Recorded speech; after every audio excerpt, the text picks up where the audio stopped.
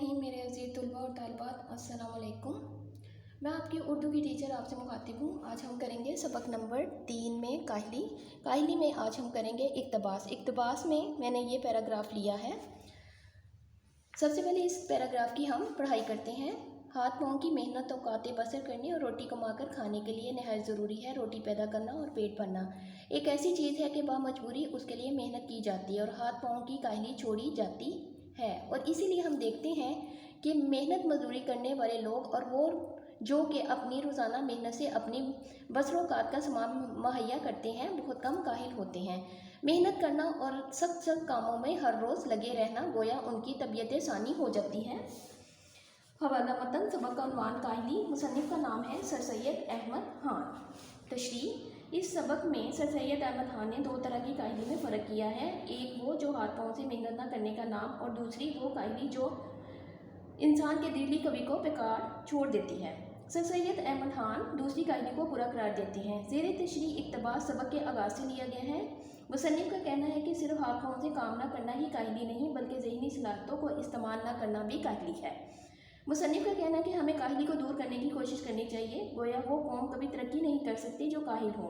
अंग्रेज़ों ने जो इतनी तरक्की की है तो इसकी वजह भी यही है कि ये कौम काहिल नहीं है और अपनी ज़हनी सलाहियतों का खूब इस्तेमाल करती है। मुसन्निफ़ ने इस इक़्तिबास में ज़िंदगी की तल्ख़ हकीकतों की तरफ इशारा किया है कि ज़िंदगी गुजारने के लिए मेहनत मजदूरी करना बहुत ज़रूरी है, क्योंकि इसी वजह से हम अपनी रोज़ी रोटी चला सकते हैं। भूख एक ऐसी चीज़ है जो खुदा ने बनाई है जो इंसान को मेहनत मजदूरी करने पर लगा देती है, वह आप ऐसा करना चाहें या ना चाहें। इसलिए हम देखते हैं कि मेहनत मजदूरी करने वाले अफराद बहुत कम सुस्त या आराम तलब होते हैं। सख्त मेहनत करना इनकी पुख्ता आदत बन जाती है और वह शौरी और लाशौरी तौर पर मेहनत से रोज़ी रोटी पैदा करने की फ़िक्र में लगे रहते हैं। मुसन्निफ़ इस इक़्तिबास में ये बताना चाह रहे हैं कि जो लोग काहिली को अपना शौक बना लेते हैं वो अपने दिल की सलाहियत और ज़हनी काबिलियत को बेकार छोड़ देते हैं। ऐसा करने से वो वहशियाना बातों को अपना लेते हैं। मुसन्निफ़ के नज़दीक अगर हमें अपनी कौम की बेहतरी मकसूद है तो हमें काहिली को छोड़ देना चाहिए, क्योंकि ये उम्मत मुस्लिमा के ज़वाल का सबब है। अब हम आते हैं मुख्तसर जवाब दें।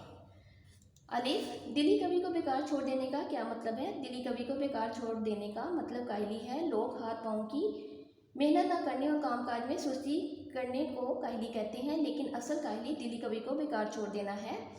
बे, इंसान कब सख्त काहिल और वहशी हो जाता है? जब इंसान अपनी आर्जी ज़रूरियात का मुंतज़िर रहे और दिली कवि को बेकार छोड़ दे तो वो सख्त काहिल और वहशी हो जाता है।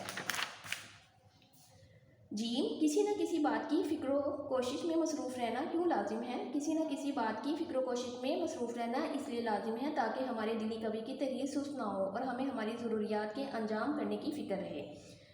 दाल, कौम की बेहतरी कैसे मुमकिन है? कौम की बेहतरी सिर्फ इसी सूरत में मुमकिन है कि काहिली को छोड़कर दिली कवि को इस्तेमाल में लाया जाए, क्योंकि इसके बगैर कोई कौम कामयाबी से हमकिनार नहीं हो सकती। आज हमने किया है इक़्तिबास और मुख्तसर सवालात। इंशाअल्लाह अगले लेक्चर में मैं फिर आपसे मिलूँगी। अल्लाह हाफ़िज़।